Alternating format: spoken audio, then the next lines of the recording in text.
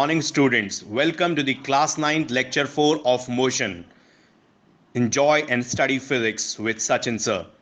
In this lecture, you will study graphical representation of motion, interpretation of distance time graphs, interpretation of velocity time graphs. Do subscribe the channel. और से आगे बढ़ रहे हैं graphical representation of motion. इसमें सबसे पहले हम लोग पढ़ने वाले हैं distance time graph. Distance time graph जिसको डिस्प्लेसमेंट टाइम ग्राफ भी बोला जाता है. अच्छा, in general we do not find any difference between the distance and displacement unless it is not being asked differentiate between distance and displacement, then we are very particular about it. Displacement is the distance with direction. Displacement is the shortest path between initial point and the final point. ठीक है, लेकिन अगर general भाषा में बात करें तो distance and displacement are same. इसको हम डिस्टेंस टाइम ग्राफ बोले चाहे डिस्प्लेसमेंट टाइम ग्राफ बोले. ठीक है. अच्छा, कई बुक्स में वैसे तो ऑफिशियली इनको एसटी ग्राफ्स बोलते हैं, एसटी ग्राफ्स, लेकिन कई बुक्स में आपको ये डीटी ग्राफ, जो जैसे आप डिस्टेंस को क्लास 8 तक रिप्रेजेंट करते थे ना डी से, वैसे कई बुक्स में डीटी ग्राफ्स करके भी दिया हुआ है. तो माइंडेड कि डीटी ग्राफ्स बोले चाहे एसटी ग्राफ्स बोले, बात एक ही है.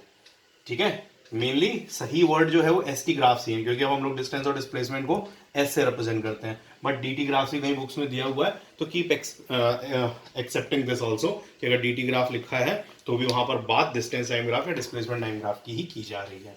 ठीक है. अब इस ग्राफिकल रिप्रेजेंटेशन में सबसे पहला हम लोग ये समझें कि एक्स एक्सिस और वाई एक्सिस क्या होती है. जैसे ये तुम्हारा कार्टेशियन प्लेन होता है. क्या होता है? Cartesian plane.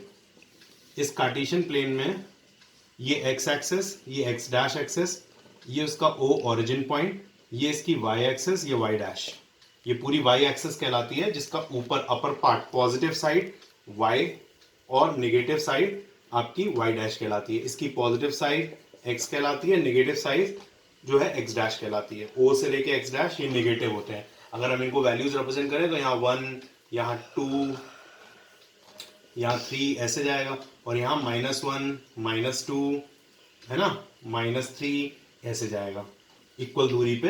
और यहाँ स्केलिंग कर दी जाती है कि स्केल क्या है, हमने जैसे 1 यूनिट इक्वल्स टू 1 सेंटीमीटर के बराबर रखा, तो स्केलिंग कर दी. अब यहाँ पे 1, 2, 3, यहाँ पे -1, -2, -3, ये नेगेटिव वाई एक्सिस है नीचे की तरफ, ये ऊपर पॉजिटिव वाई एक्सिस है. ये पॉजिटिव एक्स एक्सिस है, ये नेगेटिव एक्स एक्सिस है, जिसको एक्स डैश बोलते हैं. अभी हम लोग जो इस कार्टेशियन प्लेन का हिस्सा अपने ग्राफिकल रिप्रेजेंटेशन में यूज करने वाले हैं, वो हम लोग सिर्फ यूज करने वाले हैं एक्स की भी नेगेटिव एक्सिस हटा दो और वाई की भी नेगेटिव एक्सिस हटा दो. तो हम लोग अपने जितने भी ग्राफ करेंगे वो एक्स और वाई की पॉजिटिव एक्सिस पे करेंगे. ठीक है. तो मैं जितने भी ग्राफ बनाऊंगा उनका जो लुक होगा वो ऐसा होगा. तो जो ऐसा लुक होगा वो अपने आप तुम्हें ऑटोमेटिकली समझ जाना है कि सर यहाँ पे ओ की बात कर रहे हैं, यहाँ अपना वाई है पॉजिटिव वाई एक्सिस का हिस्सा, और ये ओ एक्स है पॉजिटिव एक्स एक्सिस का हिस्सा. ठीक है. तो हमारे सारे ग्राफ इसी पे बनेंगे. अब जैसे मान लो मैंने वाई एक्सिस पे डिस्टेंस लिया और एक्स एक्सिस पे मैंने टाइम लिया. ठीक है. मैं यूनिफॉर्म मोशन का ग्राफ बना रहा हूं. यूनिफॉर्म मोशन हम लोगों ने पढ़ा था, equal distances and equal intervals of time, right. हमने कहा 10 हमने यहाँ पे स्केल ली, 1 on X axis 1 unit equals to 10 centimetre या 10 seconds. 1 unit equals to 10 seconds. On Y axis 1 unit equals to, एक यूनिट इसका कितना ले लें, चलो 20 मीटर्स ले लेते हैं. 20 मीटर्स तो एक सेंटीमीटर का यहाँ 10 सेकेंड, यहाँ 20 सेकेंड, यहाँ 30 सेकेंड, यहाँ 40 सेकेंड, यहाँ 50 सेकेंड दिखा दिए. ये 20-20 का है तो एक सेंटीमीटर पे 20, 40, 60 कितने दिखाए थे, 1 2 3 4 5, 1 2 3 4 5, 80, और यहाँ दिखा दिया 100. ठीक है. अब यूनिफॉर्म मोशन दिखा रहे थे, equal distances and equal intervals of time होनी है. तो मैंने माना 10 सेकेंड पे वो 20 चला था. ये ग्राफ पॉइंट बना, एक्स एक्सिस पे 10 लिया, वाई पे 20 लिया. इस जगह पॉइंट लगेगा, जो पॉइंट इन दोनों को रिप्रेजेंट करेगा, ये 10 पे और ये वाई पे. तो ये मेरा पॉइंट 10 सेकेंड्स में 20 मीटर को दिखा रहा है. अब मेरा नेक्स्ट पॉइंट 20 सेकेंड में 40 मीटर को दिखा रहा है. मेरा नेक्स्ट पॉइंट 30 सेकेंड में 60 मीटर को दिखा रहा है. बेटा मैं स्केल पे नहीं बना रहा हूँ, इसलिए हो सकता है थोड़ी बहुत लाइन टेढ़ी बने। आपको बिल्कुल स्केल से बनाना है, 1-1 सेंटीमीटर की दूरी पे ही सब कुछ लेना है, स्केलिंग प्रॉपर लेनी है। तो ये मेरा पॉइंट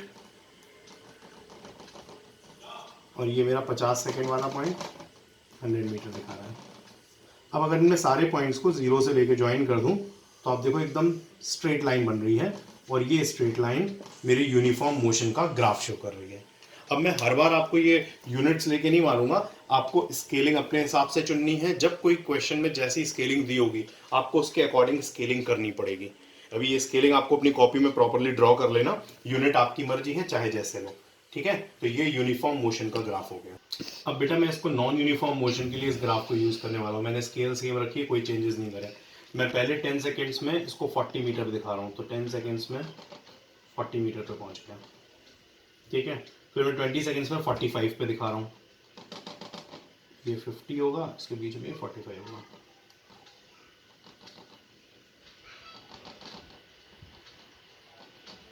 ये रहा। अब 30 पे 80 पे दिखा रहा हूँ,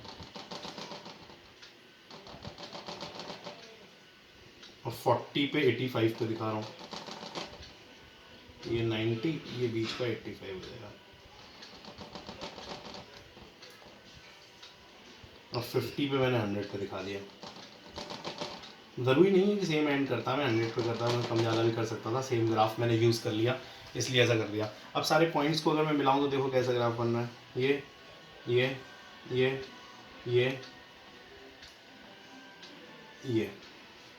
टेढ़ा मेढ़ा बन रहा है, टेढ़ा मेढ़ा ग्राफ आ रहा है। ग्राफ का लुक कैसा भी आ जाए, अगर ये ग्राफ है तो ही यूनिफॉर्म मोशन का ग्राफ है।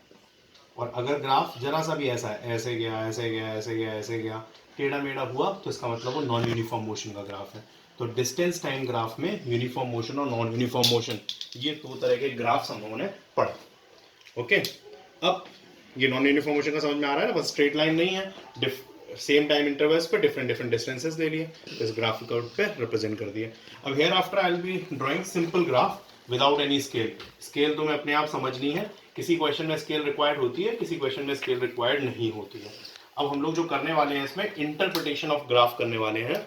इंटरप्रिटेशन ऑफ ग्राफ, इंटरप्रिटेशन शब्द का मतलब सब लोग जानते हो। इंटरप्रिटेशन शब्द का मतलब होता है कि हम ग्राफ से ये पता लगाने की कोशिश करें कि किस चीज़ का ग्राफ है। Interpretation of, I should write ST graphs, क्योंकि हम लोग सिर्फ और सिर्फ डिस्टेंस टाइम ग्राफ की अभी इंटरप्रिटेशंस पढ़ रहे हैं। तो सबसे पहला मेरा ग्राफ है ये, यहाँ पे मैंने एस लिया और यहाँ पे मैंने टी लिया, कोई स्केल नहीं ले रहा हूँ, सिंपली ये। तो क्या इसकी इंटरप्रिटेशन होगी, साफ दिख रहा है, यूनिफॉर्म मोशन, ये यूनिफॉर्म मोशन का ग्राफ है। तो इसकी इंटरप्रिटेशन का क्या नाम हुआ, फर्स्ट ग्राफ का यूनिफॉर्म मोशन। अच्छा, यूनिफॉर्म मोशन का मतलब कांस्टेंट स्पीड, यूनिफॉर्म मोशन का मतलब कांस्टेंट स्पीड भी बोल सकते हैं या यूनिफॉर्म स्पीड भी बोल सकते हैं। तो uniform motion means constant speed, तो कांस्टेंट स्पीड पे चल रहा है, इक्वल डिस्टेंस और equal intervals of time cover हो रही है। सेकंड ग्राफ है मेरा, जो ये भी सीखा है, पहले थोड़ा ज़्यादा चलवा देते हैं इसको, फिर थोड़ा तेज, फिर थोड़ा धीरे।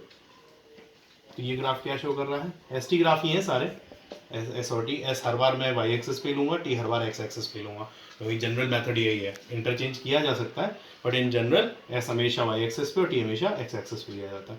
तो ये किसका ग्राफ है, नॉन यूनिफॉर्म मोशन का। ज़्यादातर जिंदगी में हम लोग जो मोशन करते हैं नॉन यूनिफॉर्म ही करते हैं, क्योंकि इक्वल मतलब equal distance equal intervals of time या कांस्टेंट स्पीड से कौन चल पाता है। चलो अच्छा, तीसरा ग्राफ मेरे को इंटरप्रेट करके बताओ। तीसरे ग्राफ का मैं आंसर आपसे एक्सपेक्ट कर रहा हूँ। पॉज कर लो वीडियो को। ओके, अब दोबारा जब ऑन कर रहे हो तो देखो मेरा ग्राफ जो है ये है।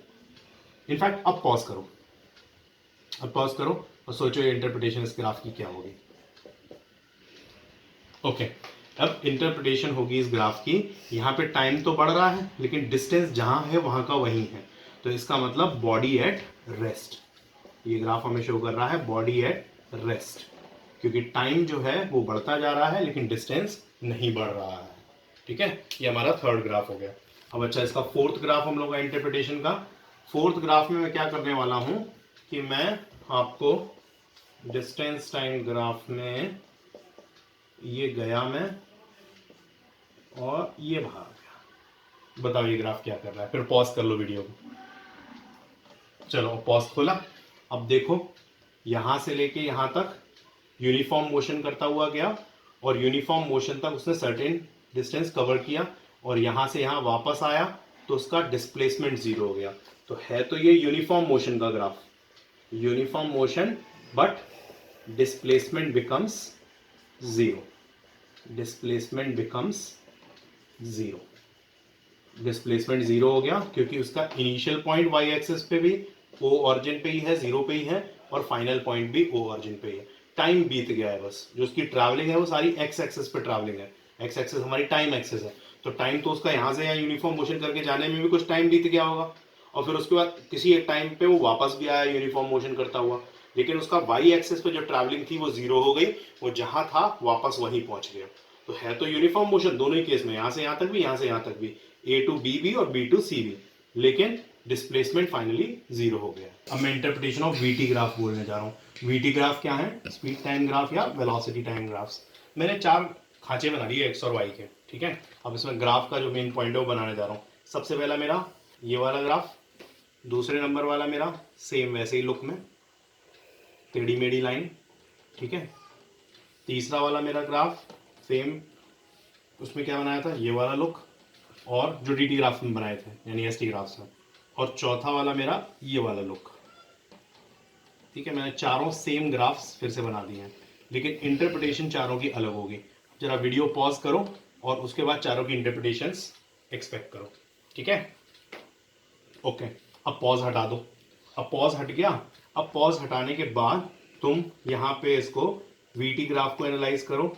Equal change in velocity, equal increase in velocity with respect to time. तो ये क्या शो कर रहा है? Uniform acceleration. पढ़ा था ना उन्होंने? यूनिफॉर्म एक्सेलरेशन कब होता है? जब equal increase in velocity with respect to time होता है। ये नॉन यूनिफॉर्म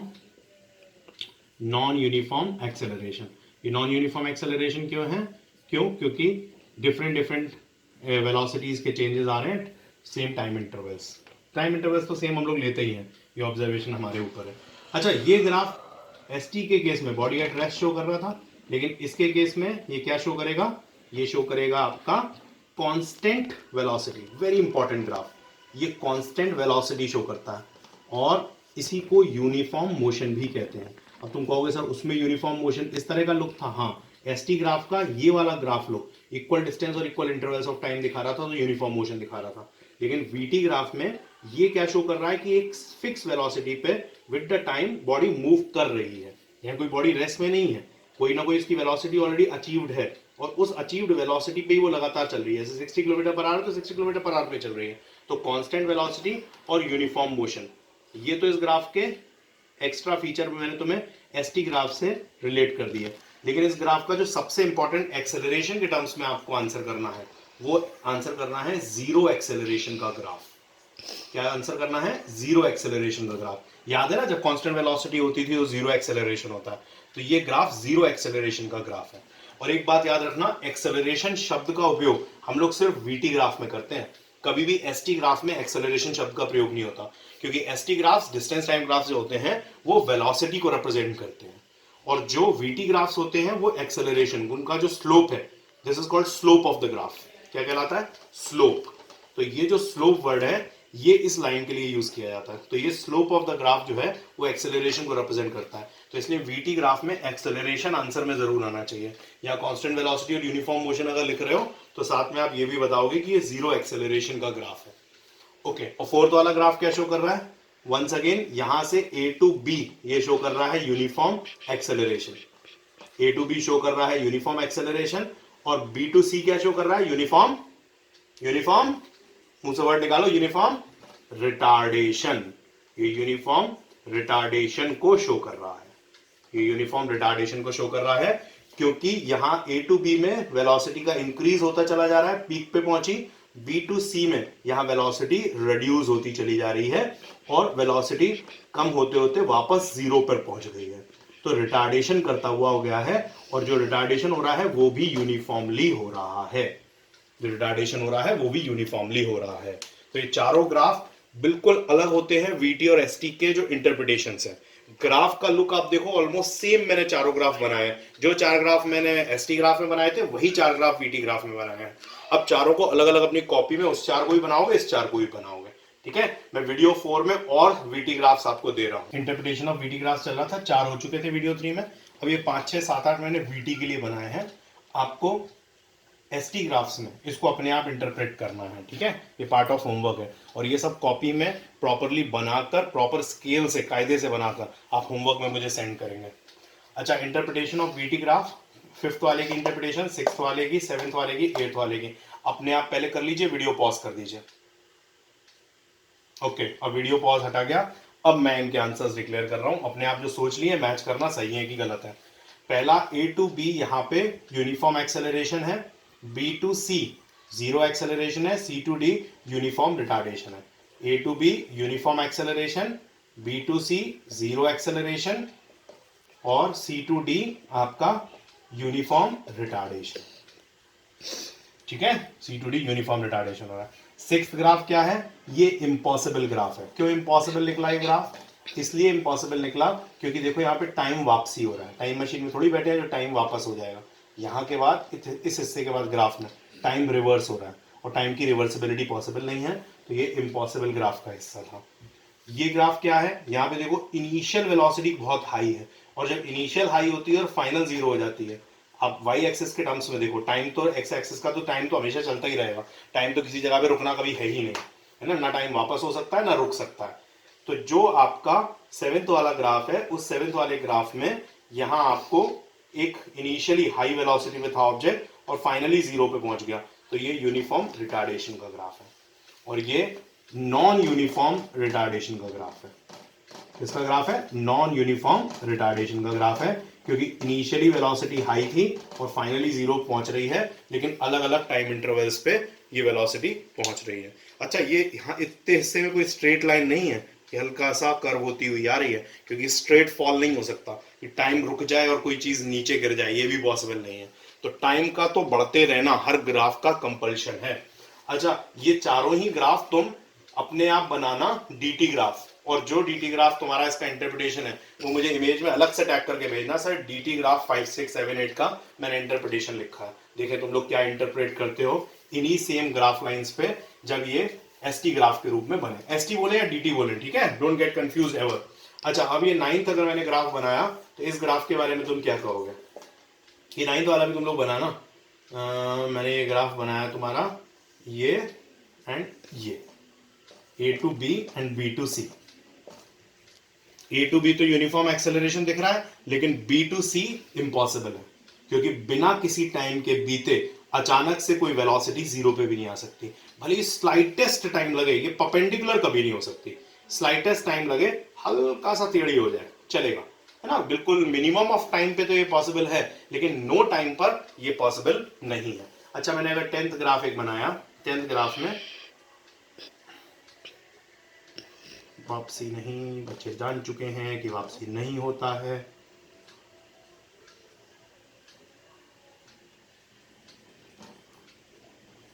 ओके, अब A to B VT graph ही है, B to C, C to D. तो A to B non uniform acceleration, B to C zero acceleration और C to D uniform retardation. Retard वो uniformly हो रही है, लेकिन एक्सेलरेट नॉन यूनिफॉर्मली हुई थी। तो बस ये ग्राफ लाइन से यहाँ नॉन यूनिफॉर्म देख पा रहे हैं, लाइन टेढ़ी जा रही है। यहाँ बी टू सी सीधी एकदम लाइन है, लेकिन जीरो एक्सेलरेशन, तो सी टू डी यूनिफॉर्म रिटार्डेशन को शो कर रहा है। अब आपका होमवर्क में आपको क्या करना है, कुछ और ग्राफ लाइंस अपना एक खांचा ऐसा बना लो, वीटी का भी बना लेना और एसटी का भी बना लेना, और जो एक्सपेक्ट कर सकते हो, जो चाहे इस पे लाइन बनाओ और उसका इंटरप्रिटेशन करने की कोशिश करो। और जिसका इंटरप्रिटेशन ना आए उसकी स्क्रीन खींच के मुझे पर्सनली व्हाट्सएप करना।